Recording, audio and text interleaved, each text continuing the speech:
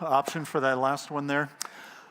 We are in a series entitled Just Ask, and what we're doing is we're looking at questions that people ask Jesus, and so each week we're going to ask some questions, not just about Washington Heights, but also about us, because Jesus' answer to those questions shapes so much of what he longs for us to be corporately as a church, but also individually as we seek to follow after him. And today we're going to talk about, how do we love others? Last week, Mike did such a great job on very short notice talking about how do we love God, and it begins with his love for us. Well, how do we love others? And we might think, well, that's pretty easy. You can do some good things and be involved in all kinds of different ways. But I believe it's a lot easier said than done. And we can often even have the best of intentions, but it doesn't turn out that way that we're actually doing this. I learned that firsthand a couple weeks ago in kind of an unusual way. I volunteer as a chaplain for Layton City and primarily get to hang out with their firefighters/paramedics. And on occasion, I get to go on a ride-along. So a call comes in, and I jump in with them and get to see what they do in action. Incredible people do incredible stuff. And this one day, we went to a house of a lady who had some breathing problems, and she would often require help more than once a week even. So 2, 3, 4 times a week, she would call 911, and they would dispatch the ambulance and all of that. And so here we were at her house again, and they were going to put her in the back of the ambulance, transport her to the hospital. And one of the firefighters goes to me, "Hey, why don't you jump in the back with us?" And I'm thinking, well, that's cool. I get to see what you guys do and all that. And so I sit down. She's on that stretcher right in the middle. And that fireman goes, "And by the way," and he says her name, "this is Roy, and he is our chaplain." And all of a sudden, she looked over, and her eyes got huge. And she says, "Why? Am I dying?" I guess in all the other rides, they didn't see it necessary to bring the chaplain, but today the chaplain's riding. That doesn't look good for me. Now, if I'd been quick, I might have said, "Do you have any final words for us today?" No, I didn't say that. I thought about it, but I didn't say that. But it can be a lot easier to talk about loving others, and it can be this generic, open-ended idea that we're not sure exactly what it looks like in real life. Well, today, Jesus is going to get asked a question around that whole topic. And his answer to that had jaws on the ground, as most of his answers did in that day. And here's why. Because people had put all these ideas. Well, you want to know what that's like? We've defined it. Here's what it looks like. And over, Jesus comes along to ideas like that, and he just blows them up. He says, "No, let me reshape that for you."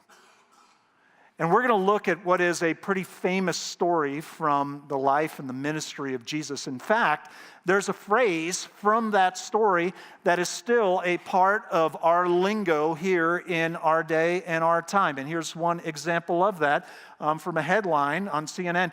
"Good Samaritan bullied, beaten, and called a kidnapper after helping lost child." A Good Samaritan is a person that we view as somebody who comes to help somebody else. But again, it can be very broad. It can be very open-ended.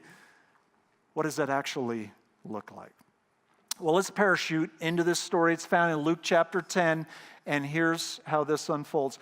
One day, an expert in religious law, that's a religious leader, stood up to test Jesus by asking him this question. Whenever you see that word test, the idea behind it is they're trying to trick Jesus, trap Jesus. They don't like Jesus, and they're trying to expose him in front of the masses and show that he is not from God, but they instead are the ones who understand God in all the right ways. A couple things about this moment here, just even as it gets underway.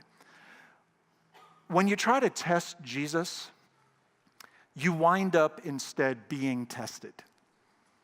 And you know why that is? Not only does Jesus turn the tables each and every time, he's just the smartest guy in the room. And so for us to come and to think, yeah, I'm going to back Jesus into a corner here and people are going to see him for what he really is, The tester is going to become the tested as this story goes on, and we'll see that unfold. But here's the other thing.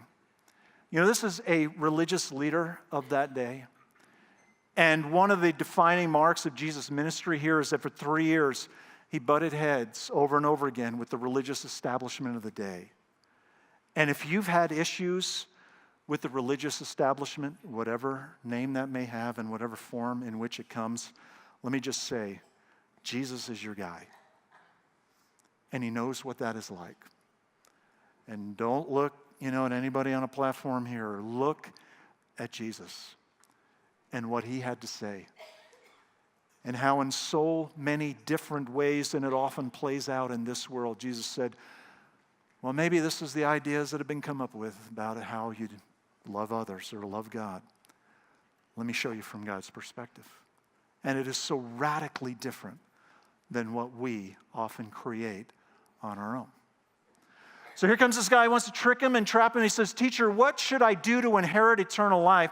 And that's an interesting question, right? He says, what should I do? What do I need to accomplish? What do I need to get done in order to inherit eternal life? Well, inherit then was used like it is now. Let me ask you something about an inheritance. Is an inheritance more about what you do, or is it more about a relationship? And I think we all know. No, it depends who you're related to. And so this is an odd question that Jesus doesn't choose to just blow up his question. Instead, he's going to interact with this guy in some pretty insightful ways. Jesus replied, what does the law of Moses say?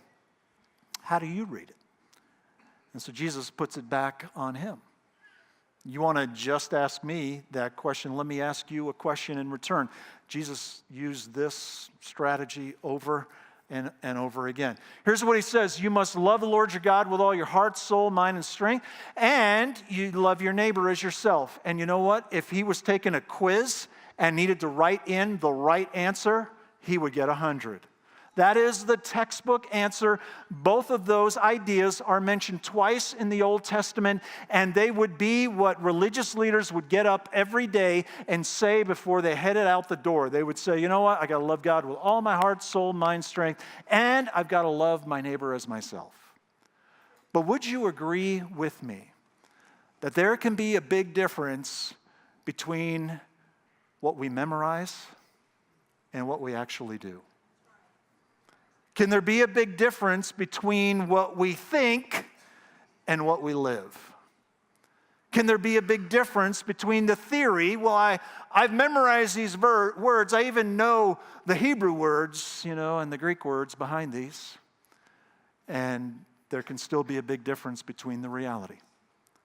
I think we know that just on a daily basis. I'll give you one low-level example of that. There's the theory when you walk in and you see a picture of something on a menu, and here's the reality. It looks a little bit more like that. And today, in this moment, this guy gave this answer. I got the theory. I've memorized the words. And Jesus says, well, that's great. Here's Jesus' actual response. Do this and you will live. And when he says that, here's what Jesus is communicating to him. That's right. And you do that every time, in every way, on all occasions. And you'll be good. But who can do that, right? Nobody. Even in the days in which we have the best of intentions, we don't get that done all the time. And so Jesus pokes a hole in this idea. It's up to me at the end of the day. I got to get it right, and I can make myself worthy with God. If I do enough things in the right way at the right time, I'm good to go. Here's how the story goes on. The man wanted to justify his actions, so he asked Jesus, and who is my neighbor? I gave you the right answer. And Jesus said, yeah, go ahead and do this. And now he says, well, then, who is my neighbor? And what he's asking now is, where's the line? Let's define some terms, Jesus, because obviously this can't mean everything and anything. There have to be some sort of boundaries in place. Otherwise, it just becomes, a chasing after the wind. And this is a pretty typical thing.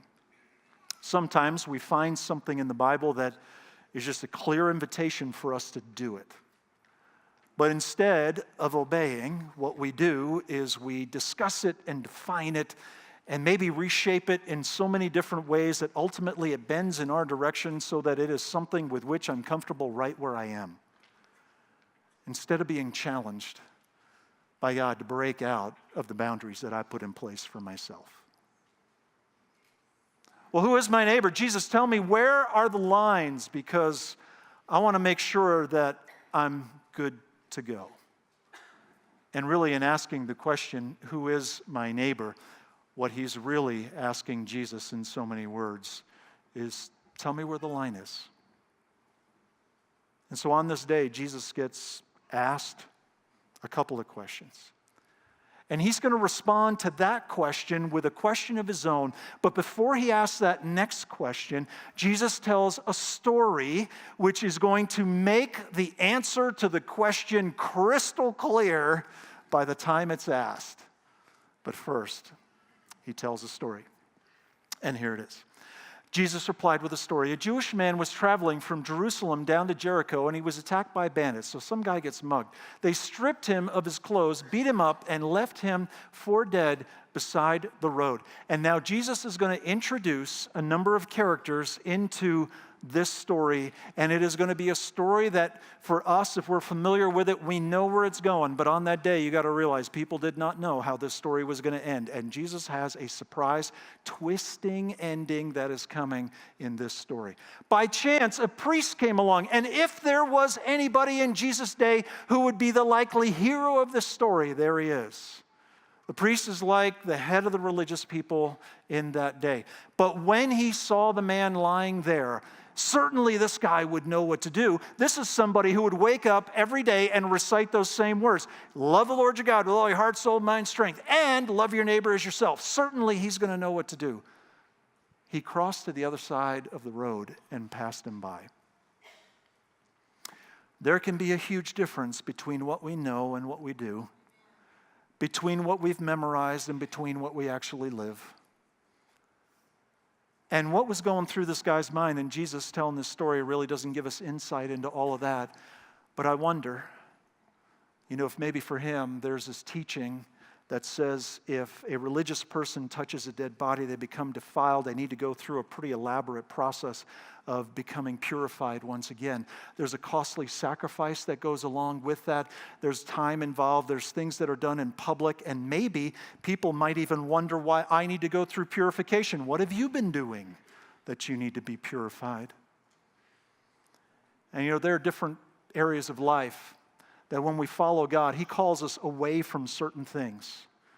Certain things we don't do, certain places we don't go. Why? Because God, who knows and is the master of life and knows better than anything what leads us to life and away from life, says, I'll point you in the direction that leads you to life.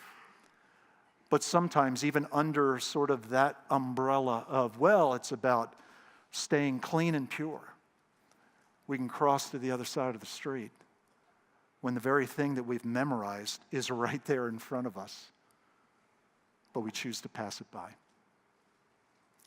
And maybe he was thinking about all that he would go through. Maybe he was thinking about how much it would cost him. And I don't know if that's what he was thinking, but I know that that is sometimes what I can think. Story goes on, and a temple assistant, and maybe your translation says a Levite. What is a Levite? A Levite was a seller of jeans back in the old days. No, I'm just kidding. I made that part up. He's actually a temple assistant. He's on staff as well. He walked over and looked at him lying there, but he passed by on the other side. He does the same thing. This is the guy who's on staff at the religious place. And why does he pass to the other side? Again, Jesus doesn't tell us, but I wonder if he was on his way to give a presentation, and after all, there are going to be a whole bunch of people there waiting for me. And I've got responsibilities to keep. And this guy could be a really good illustration for what I have to talk about. And in fact, there, when I go and make my presentation, I can challenge the people there to say, hey, why don't you get a Jericho Road hands up thing going, because there might be some other people who become mugged, as we go forward, and you guys can make it happen. And sometimes we dream about reaching the world when the reality is the need is right across the street. And sometimes we can glamorize going across oceans, but it could be that the need is right there in our own neighborhood. And I don't know if that's what he was thinking, but I know that's what I can think. And to this point in the story, Jesus has taken the two likely heroes and he's not put them in that position. And he's going to introduce somebody else, and it is not going to be somebody viewed as a likely hero. Then a despised Samaritan, and that word is added in there, and it is not an overstatement. The Jews and the Samaritans, two different people groups, they're kind of related, but the Samaritans have become more of a mixed race, and there had been a long-standing animosity that goes back centuries. And these two groups of people hated each other. In fact, Jews would refer to Samaritans not as Samaritans, but for the most part, they would refer to them as dogs. And that's in a day when dogs were not our fuzzy friends, and we put them in our shopping cart when we go to Costco. What's up with that? They were these wild animals that were not pets in your home. And so to call somebody that was not a positive thing in any way, shape, or form. And each of those groups looked at the other and said, you know what? Our hatred for you is justified because of what you did on this occasion. Well, we did that because of what you did on that occasion. And everybody felt just fine and dandy in their hatred. And here comes Jesus telling a story about somebody who's wondering, where are the lines when it comes to my neighbor? And boy, is he in for a surprise. Because, as is often the case, the lines that we create are not the boundaries that God has. A despised Samaritan came along, and when he saw the man, he felt compassion for him. And no doubt, when Jesus is telling that part of the story, everybody's mouths are open to think, that guy can't be the hero. They're not the hero, they're the enemy. They're not on our side, and we are justified, in what it is that we despise about them.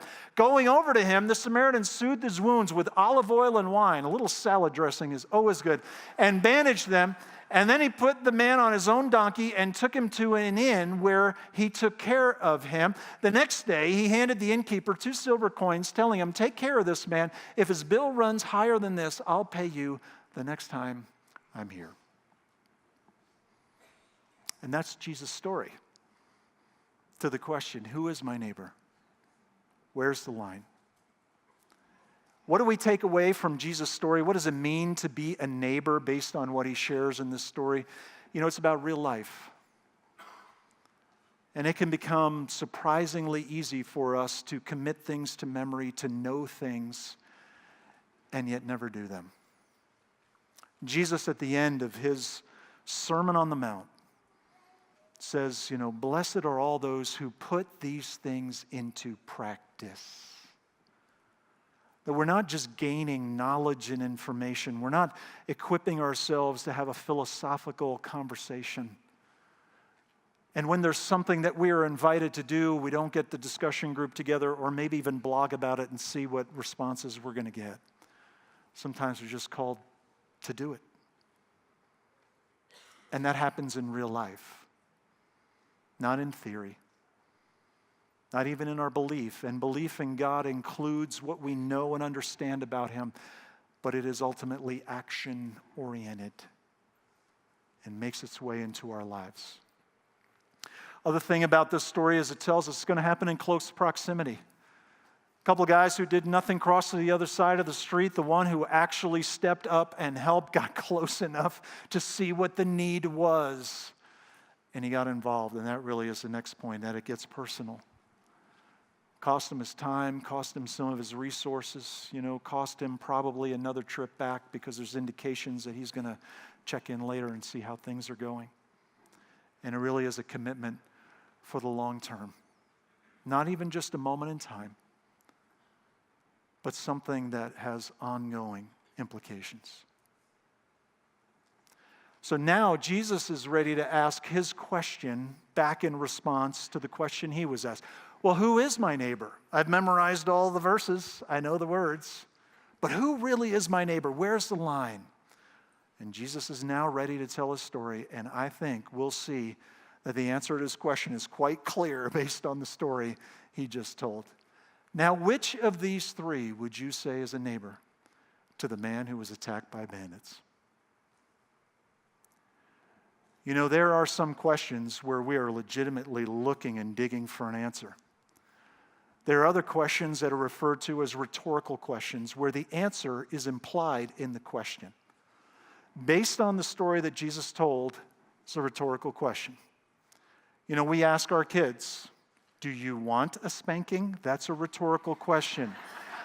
The answer is implied in the question. We're not saying, well, you know, today, yeah, I'm thinking I need a spanking. Yeah, that's right. And based on what Jesus said, the answer to this is pretty clear. The man replied, and notice this, he can't even bring himself to say the Samaritan, well, the one who showed him mercy. Then Jesus said, yes, now go and do the same. Who is my neighbor? And Jesus says, let me paint a picture for you of what that looks like. And do you want to know where the lines are? Let me tell you this story. And so the question that began with who is my neighbor, the answer really is anyone whose need you see and whose need you're in a position to meet. Now we got to apply some common sense and some wisdom to this, right? So not everything that comes to us is a legitimate need. And so obviously this isn't just anytime, anywhere, just, do whatever. But when we see a real need and we have the ability to meet it, that's what Jesus' story teaches us. And the question really was, where's the line? And let me paraphrase, Jesus' answer to that. What line? What line? And a lot of times we'll put people who are either in the group that we don't like or vote the way that we don't like to vote or dress or eat or cheer for the wrong football team. We think that somehow they are off limits. And Jesus says, oh, be careful. Be careful creating the boundaries that are born out of some of the darkness that lives inside of your own heart. Because beneath that, just like on that day, this man was trying to justify himself, and that is a dangerous place to be when it comes to a relationship with God. Jesus tells us this, loving others, well, it has no lines. It's common sense and there's wisdom that needs to be employed. But when we think about who is a candidate for that, we need to get rid of any lines that we have put in place. So what does this mean? How do we do this? And I believe there's application for us as a church corporately, but also for us individually. And if we say, okay, well, here's a takeaway from that story. If I'm driving down Harrison Boulevard or I'm driving down 193 in Layton and I see somebody laying in the ditch by the side of the road, I'm going to stop. That's great. That's probably never going to happen. Hopefully not. And if we're thinking in that category, I think we need to think more pervasively and a little bit of a bigger picture when it comes to how we actually apply this. Remember, it's anybody who's in need that we have the capability to meet. So as a church, there's some things that we launched back in February. We talked about them then and have gotten underway since. And I want to share those with you again and give you a little bit of an update of where those things are. Because based on stories like this, we believe that the way that we are called to engage our community around us is by leading out with grace, with compassion, because that's what we see in Jesus' life. And ultimately, we want it to point in Jesus' direction, but that's how we want to engage with our community. And so that's one thing to say that. That's nice. Well, what does that actually mean? We talked about three things. We talked about starting a garage that would seek to provide vehicles for single moms. And can I give you a little bit of an update? God's Garage has been underway for a number of months now, and a couple of numbers that go along with it. To this day, we have had donated 17 cars to God's Garage.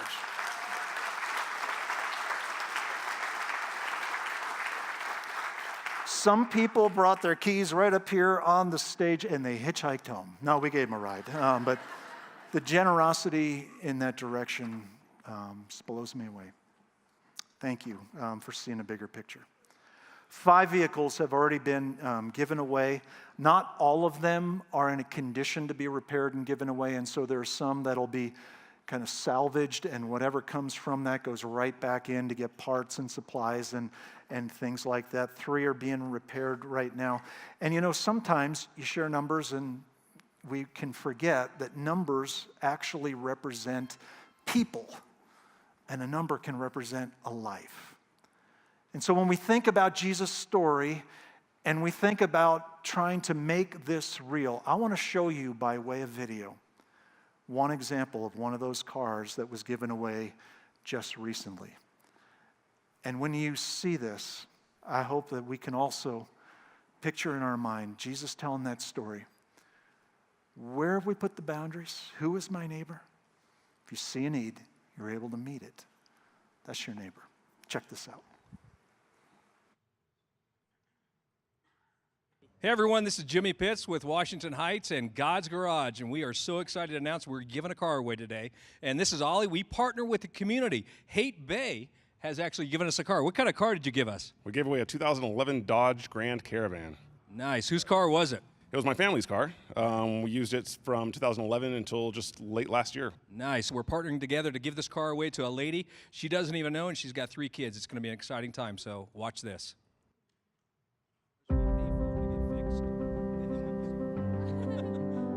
Nice to meet you. Reggie. Bree. Good to meet you. In some cases, like even vehicles for you, they wouldn't work out at all. And some of the ones we get. But we think this one will work out for you.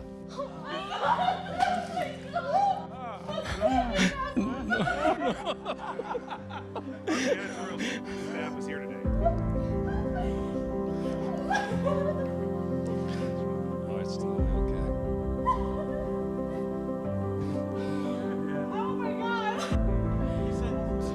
So I hope you get as much joy out of it as we have.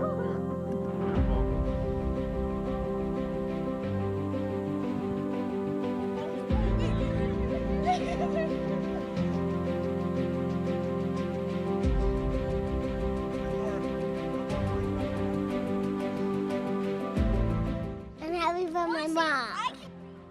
I can't even put into words how I feel. I am elated, I guess, is the best word I can think of. Now you can take me to school. Yeah.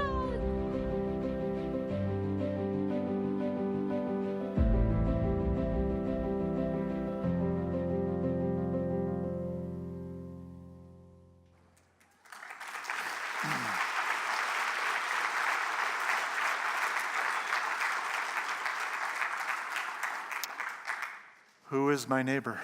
Jesus was asked one day. Anybody whose need you see that you're able to meet. And it's not just about knowing those words. It's about doing them. And a number of different ways in which that can become reality. Something else we talked about back in February was prison ministry, where we would seek to get into a jail and bring hope and encouragement, come alongside people there in a place that is not always filled with a whole lot of hope. And I got to tell you, something that was just totally surprising to me is how hard it was to get into a jail. And we wanted to go up here in Weber County on 12th Street, and they're like, nope, we're full, check back in a year. Went down to Davis County and couldn't even talk to a human being down there. And we were really at the point of saying, you know what, we'll go to Logan, we'll go to Price, we'll go wherever we need to, in order to get this done. Well, guess what? Just this last week, we heard back and we now have a slot on Tuesday nights at Weber County Prison.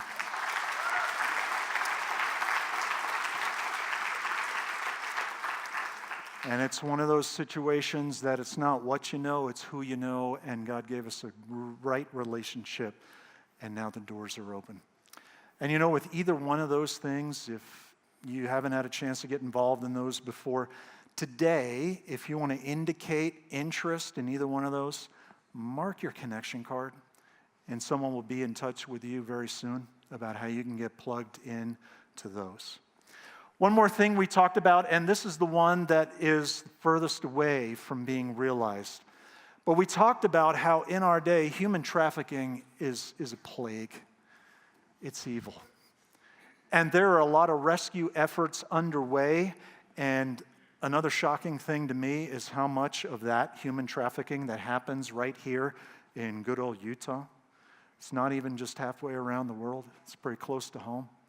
And so there are a lot of people that are being rescued. The biggest challenge right now is then what? Where do they go? And we talked about securing a home in one way or another that would become a safe place, sort of that in-between step where people could be equipped with job skills, get encouragement, support, possibly even some counseling, so that on the other side of a horrific experience, they can get on their own 2 feet and experience life on the other side of that.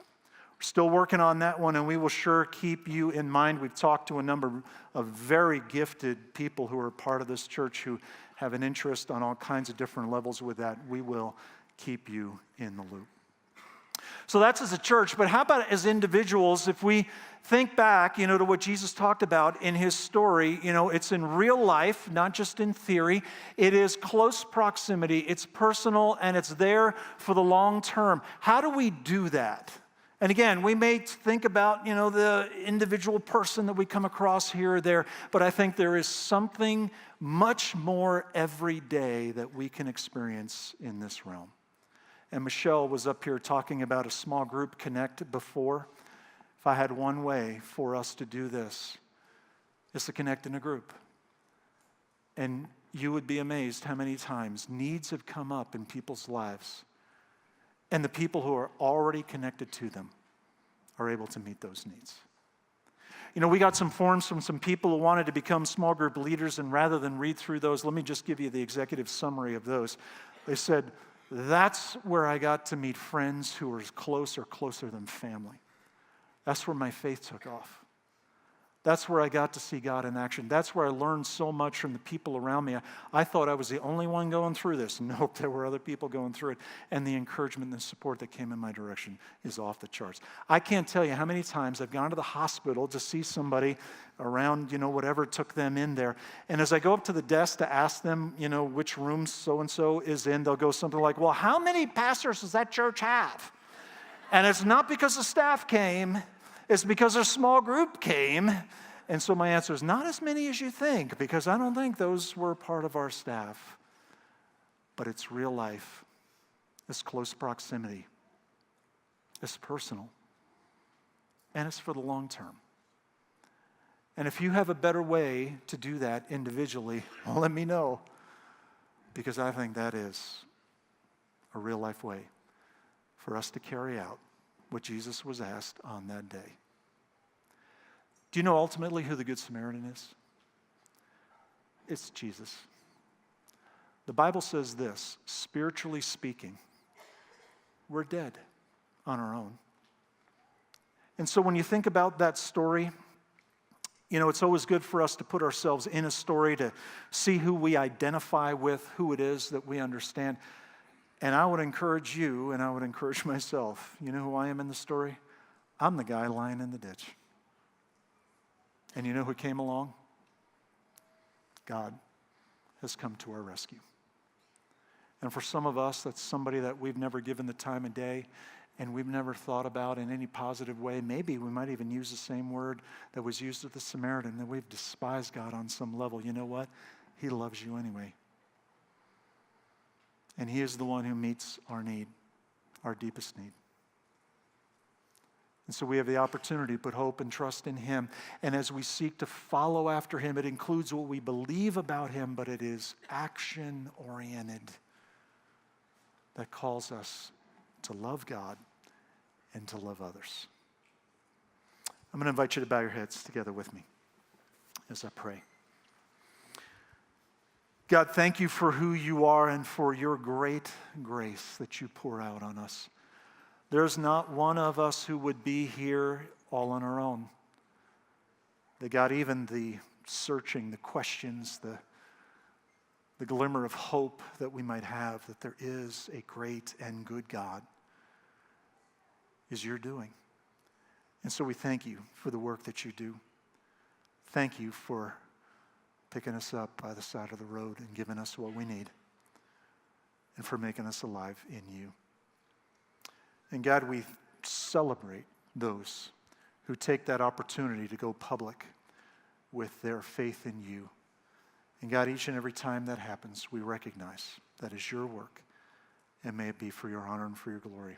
And so we ask and pray all these things in Jesus' name. Amen.